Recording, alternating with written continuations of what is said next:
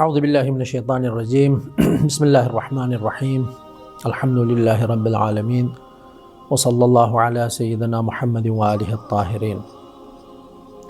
اللہم صلی علی محمد وآل محمد وعجل فرجہم وفرجنا بہم۔ ناظرین گرامی، السلام علیکم ورحمۃ اللہ وبرکاتہ۔ ہمارے عقائد کے عنوان میں درس نمبر 17 کا آغاز ہو رہا ہے، اور یہ درس بھی گزشتہ درس نمبر 16 سے بالکل پیوستہ ہے، اور اسی مباحث کے اگلا جو حصہ ہے اس کو ہم آپ کی خدمت میں بیان کریں گے۔ ہماری بحث توحید افعالی کے اقسام میں تھی، اور گزشتہ مباحث میں توحید کے افعالی جو اقسام ہیں ان کا تذکرہ کرتے ہوئے توحید در خالقیت کا ہم نے تذکرہ کیا۔ اس کے بعد توحید در ربوبیت کا تذکرہ ہو رہا تھا۔ گزشتہ درس میں ہم نے ربوبیت کی تعریف ہم نے کی ہے، اور ربوبیت کا جو قرآنی مقام ہے اس کا بھی ہم نے تذکرہ کیا، اور کیا عرب لوگ کلمہ رب کو صرف خدا کے لیے استعمال کرتے ہیں یا دوسرے معانی میں بھی استعمال کرتے ہیں، اس کا بھی ہم نے تذکرہ کیا۔ اب ہم ربوبیت کی جو اقسام ہیں ان کا تذکرہ کریں گے، اور اسی سے مربوط جو اہم مباحث ہیں ان پر روشنی ڈالیں گے۔ عزیزان گرامی، ربوبیت کی اقسام میں علماء کلام اور عقائد کے جو علماء ہیں انہوں نے ربوبیت کو دو حصوں میں تقسیم کیا ہے۔ ایک ربوبیت تکوینی اور دوسری قسم ربوبیت تشریعی۔ ربوبیت تکوینی سے مراد یہ ربوبیت سارے مخلوقات کی پرورش کے بارے میں ہے۔ سارے مخلوقات جب ہم کہتے ہیں وہ انسانوں کے بارے میں، وہ حیوانوں کے بارے میں، وہ درختوں کے بارے میں، نظام شمسی کے بارے میں، سورج کے بارے میں، چاند کے بارے میں، اور انسان کے بعض اعمال اور افعال جو عالم تکوین سے مربوط ہیں وہ ربوبیت تکوینی میں شمار ہوتے ہیں۔ لیکن کبھی ربوبیت تشریعی ہے۔ ربوبیت تشریعی سے مراد یہ ربوبیت جو با اختیار اور با ارادہ جو مخلوقات ہیں جیسے انسان، ان کے بارے میں قابل تصور ہے، اور ان کی جو پرورش ہے، ان کے جو پالنے کا جو نظام ہے ان انسانوں کو اور با ارادہ افراد کو، وہ انبیاء اعظام علیہم السلام کی بعثت کے ذریعے سے یا آسمانی کتابوں کو بھیجنے کے ذریعے سے، یا انسانوں کے لیے قرآن اور سنت کے سائے میں یعنی آئین الہی کے سائے میں قوانین جعل کر کے ان قوانین پر عمل درآمد کروانے کے ذریعے سے یہ انسان کی جو ہے پرورش کی جاتی ہے۔ یعنی انسان کو اللہ تعالیٰ کے قرب حاصل کرنے کے لیے، یعنی اللہ تعالیٰ نے انسان کو جس ہدف اور مقصد کے لیے خلق کیا ہے اس مقصد میں کامیاب بنانے کے لیے اللہ تعالیٰ اپنے انبیاء، آسمانی کتابیں اور قوانین جعل کرنے کے ذریعے سے اس انسان کی تربیت کرتا ہے۔ ربوبیت کا جو مقام ہے وہ بہت ہی عظیم مقام ہے، اور اس مقام کو ہمیں سمجھنا بھی چاہیے۔ عالم اسلام میں جو مختلف عقائد رکھنے والے اسلامی افراد ہوتے ہیں، مسلمان ہوتے ہیں، وہ کبھی کبھار دوسروں کے جو عقائد ہیں، دوسروں کے جو افکار ہیں ان کو صحیح طریقے سے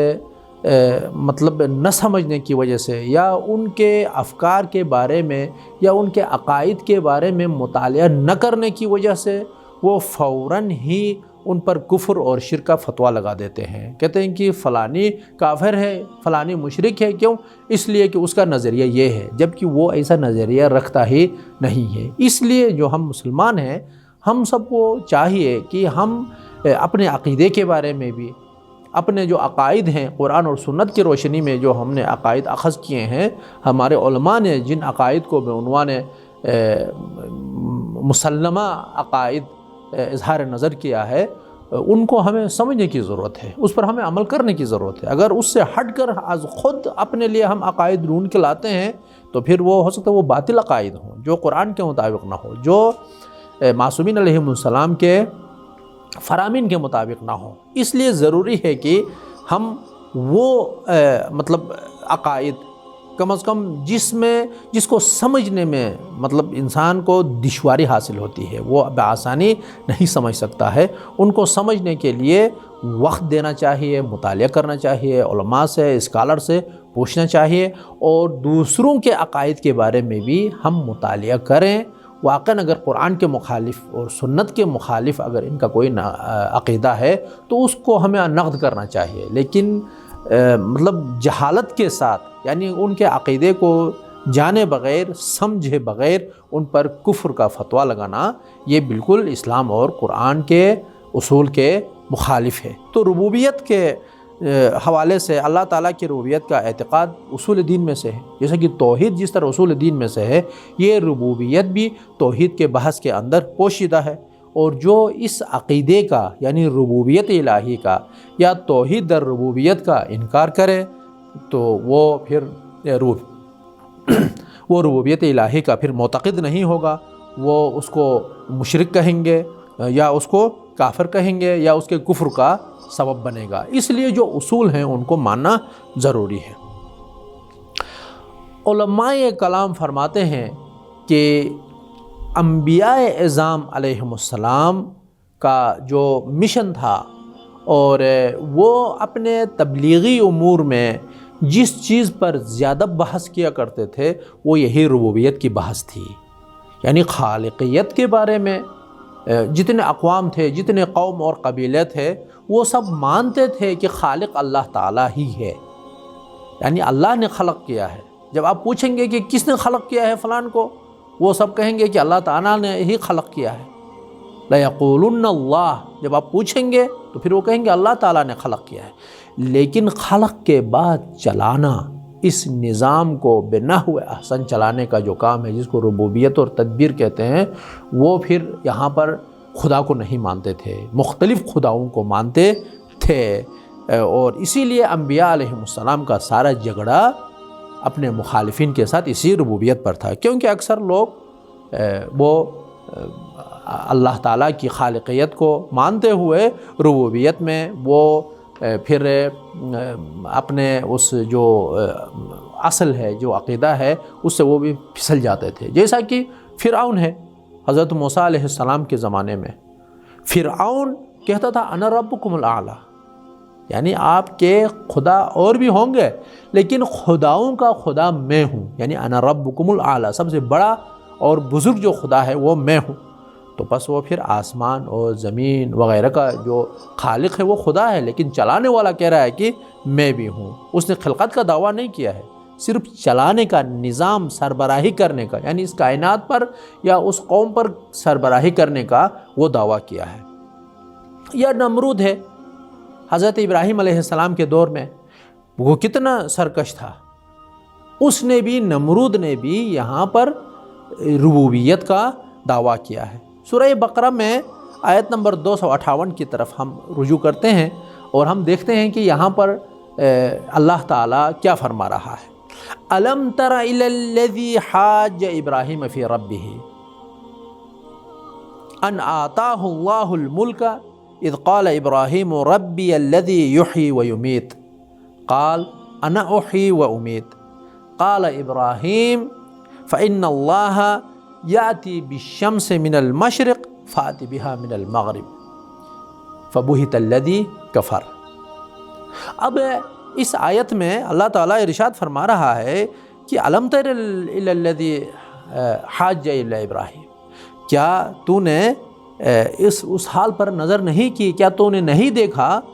کہ جس نے ابراہیم سے پروردگار کے بارے میں بحث کی، حاجہ یعنی مناظرہ کیا، یہاں پر بحث کی حضرت ابراہیم سے، فی ربہ، رب کے بارے میں، اپنے رب کے بارے میں، ان آتاہ اللہ الملک،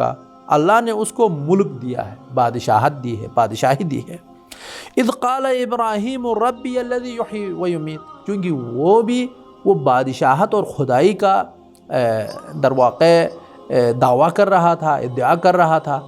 حضرت ابراہیم علیہ السلام اپنے رب کی خصوصیات کو بیان کر رہا تھا۔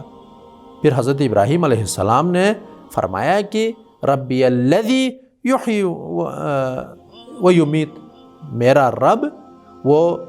موت زندگی دیتا ہے لوگوں کو اور مار دیتا ہے، یعنی موت اور زندگی دونوں میرے رب کے ہاتھ میں ہیں۔ قال انا احیی و امیت، اس نے بھی کہا تمہارے رب میں کون سا کمال ہے، یہ کام میں بھی کرتا ہوں۔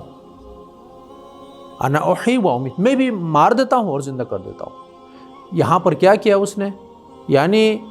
اپنے اس زندانی جو افراد تھے اس کے قید خانے میں جو تھے ان میں سے ایک کو مار دیا، قتل کر دیا، یعنی وہ رب بن گیا، اور ایک کو جو ہے موت دی اور دوسرے کو آزاد کر دیا، کہا کہ میں نے اس کو زندگی بخشی ہے، بس تیرا رب جو کام کرتا ہے وہ میں بھی کر سکتا ہوں۔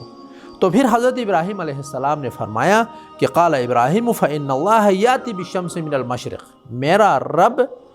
اس سورج کو مشرق سے، آفتاب کو مشرق سے نکال دیتا ہے،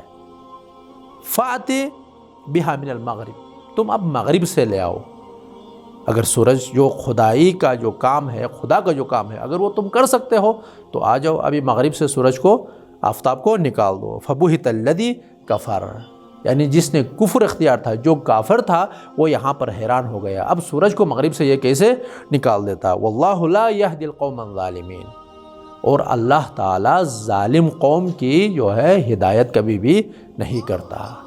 تو یہاں پر یہ نمرود یا یہ فرعون اپنے آپ کو در واقع رب سمجھتا ہے، خدا کو رب الارباب، یعنی خداؤں کا خدا، یعنی خدا کے ساتھ کچھ، اور جس طرح ایک سربراہ ہوتا ہے لشکر کا اور اس کے بڑے بڑے افسر ہوتے ہیں، اسی طرح یہ لوگ بھی خدا کو ایک بڑا افسر اور خدا کے ساتھ ساتھ اپنی افسری کا بھی یہ لوگ لوہا بنوانے کی کوشش کرتے تھے، یعنی خداؤں کا خدا۔ لیکن اس خدا حقیقی کے ساتھ دوسرے خداؤں کا بھی جو اعتقاد ہوتا تھا، یہ لوگ نمرود، فرعون، شداد، یہ لوگ ایسے عقائد اور افکار رکھتے تھے اور کہتے تھے کہ ہاں یہ بھی خدا ہے۔ ابراہیم علیہ السلام نے نمرود کو یہ سمجھانے کے لیے کہ عالم اور کائنات کا جو حقیقی خدا ہے، کائنات کو ادارہ کرنے والا،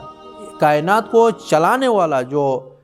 خدا ہے وہ اور خدا ہے جس میں تمہارا کوئی کردار نہیں ہے۔ تم نمرود کا جو خدائی پر تم دعویٰ کرتے ہو، اس میں تمہارا، اس عالم کے چلانے میں تمہارا کوئی کردار نہیں ہے۔ یہ چلانے کے لیے اللہ تعالیٰ کے جو ربوبیتی یعنی تدبیر اور چلانے کی جو صلاحیتیں خداوند متعال میں تھی وہ بیان کیا اس آیہ شریفہ میں، کہ کہتے ہیں میرے خدا زندہ کر دیتا ہے، میرے خدا جس کو چاہے وہ اس کو مار دیتا ہے، میرے خدا مشرق سے زندہ کر دیتا ہے۔ تو اس داستان میں ہم خود بھی ربوبیت کے جو معانی ہیں وہ بہتر انداز میں ہم سمجھ سکتے ہیں کہ ربوبیت سے کیا مراد ہے۔ کبھی کبھار ایسا ہوتا ہے کہ انسان یہ اصطلاحات اور یہ عبارات پڑھتا ہے اور آگے گزر جاتا ہے، یعنی بہت گہرائی کے ساتھ ان الفاظ کو، ان عقائد کو سمجھنے کی کوشش نہیں کرتا ہے۔ ایک اور مثال ہے خود ربوبیت کے بارے میں کہ جس کی کو مطلب ہم توجہ کرنے سے اچھے انداز میں ان عقائد کو ہم سمجھ سکتے ہیں۔ حضرت ابراہیم علیہ السلام اور اجرام آسمانی کی ربوبیت کے قائلین کے درمیان مناظرہ۔ اس میں کیا ہوا ہے، حضرت ابراہیم کے دور میں بعض مشرکین وہ سورج کی پوجا کرتے تھے، بعض لوگ چاند کی پوجا کرتے تھے، ستاروں کی پوجا کرتے تھے، اس طرح مختلف مطلب جو آسمانی اجرام ہیں ان کی جو ہے پرستش کرتے تھے اور انہی کو رب سمجھتے تھے کہ یعنی نظام کو چلانے والے یہی ہیں۔ حضرت ابراہیم علیہ السلام نے اچھے انداز میں ان کی غلطی کا تذکرہ کیا ہے۔ حضرت ابراہیم علیہ السلام نے یہاں پر جو غلط نظریے کے یا عقیدے کے حامل افراد تھے ان کو نہیں کہا کہ تمہارا نظریہ خراب ہے، تمہارا نظریہ غلط ہے۔ یہ ایک تربیتی نقطہ ہے، جب ہم کسی سے گفتگو کرتے ہیں، کسی سے کوئی مطلب عقیدتی بحث کرتے ہیں، کوئی تفسیری بات کرتے ہیں، یا کوئی جو بھی یعنی اختلافی بات جب ہم کرتے ہیں تو ہم فوراً ہی کہتے ہیں کہ تمہارا یہ نظریہ بالکل خراب ہے، فلان ہے، وہ سرے سے ہی، یعنی اس کے اوپر ہم اٹیک کرتے ہیں، حملہ کرتے ہیں۔ تو اگر وہ مطلب تعصب والا فرد ہو، تو اگر وہ آپ حق بجانب بھی ہوں تو پھر وہ ماننے کو تیار نہیں ہوگا، تو آپ کی جو زحمت اور محنت ہے وہ مطلب وہ بڑھ جائے گی، اس کو قائل کرنے میں، اس کو منوانے میں آپ کو بہت زحمت کرنی پڑے گی۔ اس لیے یہاں پہ حضرت ابراہیم علیہ السلام نے جو ستاروں کی پرستش کرتے تھے، سورج کی پرستش کرتے تھے، چاند کی پرستش کرتے تھے، ان کو نہیں کہا کہ تم غلطی پر ہو، بلکہ کیا کہا؟ یہاں پر ہم خود آیت کو پڑھ لیتے ہیں اور اس سے اندازہ ہوگا کہ حضرت ابراہیم علیہ السلام نے کس طرح ان کو اپنی غلطی کی طرف متوجہ کیا ہے۔ سورہ انعام آیت نمبر 76 سے لے کر 79 تک، 76، 77، 78، 79 4 آیات ہیں۔ یہاں پر اللہ تعالیٰ ارشاد فرما رہا ہے کہ فَلَمَّا جَنَّ عَلَيْهِ اللَّيْلُ رَأَى كَوْكَبًا، جب دن ختم ہو گیا، دن گزر گیا، جب رات کی تاریکی چھا گئی تو رَأَى كَوْكَبًا، ستارے کو دیکھا حضرت ابراہیم علیہ السلام نے، چونکہ یہ لوگ ستارہ پرست تھے، یہ ستاروں کی پوجا کرتے تھے، کہتے کہ ہمارا رب یہی ہے۔ تو جب رات کی تاریکی چھا گئی، اس اندھیرے میں جب یہ ستارے چمکنے لگے تو قال ھذا ربی، حضرت ابراہیم علیہ السلام بھی ان کے ساتھ ہم آہنگ ہو کے فرمانے لگے کہ یہ میرا رب ہے، یعنی تاریکی جب چھا گئی تو گویا ایک رب پیدا ہو گیا۔ فلما افل یعنی جب یہ ستارہ ڈوب گیا، یہ بالکل ناپید ہو گیا، قال لا احب الآفلین، یعنی جو ڈوب جاتا ہے، یعنی جو ہمیشہ نہیں ہے مشکلات میں،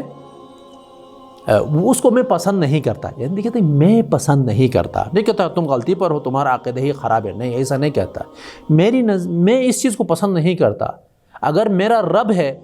تو میرا رب ہر وقت میرے ساتھ ہونا چاہیے، مشکل میں ہو، طوفان میں ہو، سمندر میں ہو، جہاں کہیں پہ ہو، رب میرے ساتھ ہونا چاہیے۔ یہ کون سی بات ہو گئی کہ وہ رات کی تاریکی چھا جاتی ہے تو میرا رب نظر آ جائے، صبح ہو جاتی ہے تو سارا دن مجھے نظر نہ آئے، کیونکہ ستارے نظر نہیں آتے ہیں۔ اچھا، آگے بڑھ کر فلما افل قال لا احب الآفلین، جب یہ ڈوب گیا ستارہ تو فرمایا کہ ڈوبنے والوں کو میں پسند نہیں کرتا۔ فلما رأى القمر بازغا، جب یہ چاند چمکتا چاند کو جب دیکھا، قال ھذا ربی، یہ میرا رب ہے، چونکہ اس کی روشنی بھی ستاروں کے نسبت زیادہ ہے، تو پھر یہاں پر فرمایا کہ یہ میرا رب ہے، چونکہ اس کی چمک زیادہ ہے ستارے کی نسبت۔ قال فلما افل قال لئن لم يهدني ربي لأكونن من القوم الضالين، جب وہ چاند بھی ڈوب گیا تو پھر یہاں پر حضرت ابراہیم علیہ السلام نے فرمایا کہ یہ بھی تو ڈوب گیا، اگر میرا رب میری ہدایت نہ کرے تو میں بھی گمراہ قوم سے شمار ہو جاؤں گا۔ یعنی جو چیزیں ڈوب جاتی ہیں، غائب ہو جاتی ہیں، ہر وقت انسان کے ساتھ نہیں ہیں، تو وہ پھر کس طرح مشکل وقت میں اس انسان کی وہ مدد کر سکتے ہیں؟ وہ کوئی چیز مدد نہیں کر سکتی، جب مدد نہیں کر سکتی ہے تو وہ کیسا رب ہے کہ وہ اپنے مخلوق کو اکیلا چھوڑ دے؟ اس لیے حضرت ابراہیم علیہ السلام نے فرمایا کہ اگر میرا رب میری حمایت، میری مدد، میری ہدایت اگر نہ کرے تو میں گمراہ قوموں میں سے ہو جاؤں گا۔ فلما رأى الشمس بازغۃ، جب چمکتا وہ جب سورج جب نظر آیا، قال ھذا ربی ھذا اکبر، حضرت ابراہیم علیہ السلام نے فرمایا کہ یہ میرا رب ہے، یہ سب سے بڑا ہے، ستاروں سے بھی بڑا ہے، چاند سے بھی بڑا ہے۔ فلما افلت قال یا قوم انی بریء مما تشرکون، جب رات ہو گئی اور سورج چلا گیا، رات کی تاریکی جب چھا گئی، فلما افلا یعنی سورج ڈوب گیا، تو پھر حضرت ابراہیم علیہ السلام نے فرمایا کہ یہ بھی تو ڈوب گیا جو سب سے بڑا تھا۔ پھر فرمایا انی بریء مما تشرکون، جو شرک تم نے اختیار کی ہے اس سے میں بری الذمہ ہوں، میں پاک اور پاکیزہ ہوں۔ انی وجہت وجہی للذی فطر السماوات والارض حنیفا وما انا من المشرکین، حضرت ابراہیم علیہ السلام نے فرمایا کہ میرا رخ تمام تر اس خدا کی طرف ہے، انی وجہت وجہی للذی فطر السماوات والارض، جس نے آسمانوں کو اور زمین کو خلق کیا، پیدا کیا، حنیفاً یعنی میں باطل سے بالکل پاک اور پاکیزہ ہوں، کنارہ کش ہوں، وما انا من المشرکین، اور میں مشرکین میں سے نہیں ہوں۔ تو اب یہاں پر دیکھیں کہ ان آیات کا جو محور ہے، ان میں غور کرنے سے اہم نکات ہمیں مل جاتے ہیں۔ پہلا نقطہ یہ ہے کہ یعنی جو ڈوب جاتا ہے وہ رب نہیں ہو سکتا ہے، جو غائب ہو جاتا ہے، جو انسان کو مخلوق کو اکیلا رکھ دیتا ہے خلق کرنے کے بعد، وہ خدا نہیں بن سکتا۔ ابراہیم نے مکمل طور پر، حضرت ابراہیم علیہ السلام نے مکمل طور پر عقیدے والے کے، غلط عقیدے والے کے جو افکار تھے اس کو غلط قرار دینے سے پہلے کہتا یہ میری نظر میں اس طرح ہے۔ اور جب بھی ہم کسی فرد کو، ہم اس کے نظریے کو جب ہم غلط قرار دیتے ہیں تو اس کو غلط کہنے سے پہلے کن بنیادوں کی وجہ سے، کن اصولوں کی وجہ سے اس غلط عقیدے پر اس نے ایمان لایا ہے، ان اصولوں کی کمزوری کے بارے میں ہم بحث کریں جن کے ذریعے سے اس نے وہ غلط ایمان کو مطلب اپنایا ہے۔ تو حضرت ابراہیم علیہ السلام نے بھی یہ کام کیا، اور مشرکین کو، بت پرستوں کو، ستارہ پرستوں کو، سورج اور چاند پرستوں کو اس طرح متوجہ کیا کہ جو ہمیشہ آپ کے ساتھ نہیں اس کو تم کیسے خدا مانتے ہو۔ توحید ربوبی پر ایک اور استدلال ہے کہ قرآن مجید میں بھی آیا ہے کہ اللہ تعالیٰ نے ارشاد فرمایا کہ لو کان فیہما آلہۃ الا اللہ لفسدتا۔ عقلی طور پر انسان کو اللہ تعالیٰ متوجہ کر رہا ہے کہ جو اس کائنات کو چلا لیتا ہے، اگر یہ ایک نہ ہو، مختلف افراد ہوں، تو پھر اس میں فساد واقع ہو سکتا ہے، فساد رونما ہو سکتا ہے۔ فسبحان اللہ رب العرش عما یصفون، یعنی عرش کا مالک پروردگار کیا ہے، ان کے بیانات سے بالکل پاکیزہ ہے۔ جو لوگ کہتے ہیں کہ مختلف خدا ہیں، یعنی یا ایک خدا نہیں بلکہ کئی خدا اس میں ہو سکتے ہیں۔ تو ہشام ابن حکم جو امام صادق علیہ السلام کے شاگرد ہیں، اور وہ علم کلام میں اور عقیدے میں امام کے بہترین شاگردوں میں سے بھی ہیں، اور امام علیہ السلام نے اس ہشام بن حکم کو یہ در واقع اختیار بھی دیا تھا کہ آپ عقائد اور اعتقادات کو آپ بیان کریں۔ تو یہاں پر حضرت ہشام بن حکم نے امام جعفر صادق علیہ السلام سے پوچھا کہ وحدانیت پر ہمارے پاس کیا دلیل ہے، ہمارے پاس کون سی دلیل ہو سکتی ہے؟ امام علیہ السلام نے فرمایا اتصال التدبیر و تمام الصنع کما قال اللہ سبحانہ وتعالی لو کان فیہما آلہۃ الا اللہ لفسدتا۔ امام علیہ السلام نے فرمایا کہ یہ جو کائنات پر حاکم جو تدبیر اور مدیریت ہے، اور جو ربوبیت ہے، اور اللہ تعالیٰ بالکل بلا ناغہ کسی فاصلے کے بغیر اپنے امور کو منظم انداز میں جب چلا لیتا ہے، اسی سے ہی پتہ چلتا ہے کہ اللہ تعالیٰ کی ربوبیت وہی ربوبیت ہے جو خالقیت میں ہے۔ جس طرح خالقیت میں اللہ تعالیٰ ایک تھا، اسی طرح ربوبیت میں بھی ایک ہے۔ عزیزان گرامی، اس آپ کے ربوبیت کے حوالے سے انشاءاللہ ایک مختصر گفتگو ہم اگلے درس میں ہم کر لیں گے، اور پھر توحید افعالی کے جتنے اقسام ہمارے رہ جاتے ہیں ایک درس میں ان کو بھی مکمل کر دیں گے، اور توحید اصول دین کا جو دوسرا اصل ہے عدل، اس پر انشاءاللہ ہم گفتگو کریں گے۔ اللہ تعالی ہم سب کو حقیقی معنوں میں توحید کو سمجھ کر اس پر عمل کرنے کی توفیق عنایت فرمائے۔ آمین ثم آمین۔ والسلام علیکم ورحمۃ اللہ وبرکاتہ۔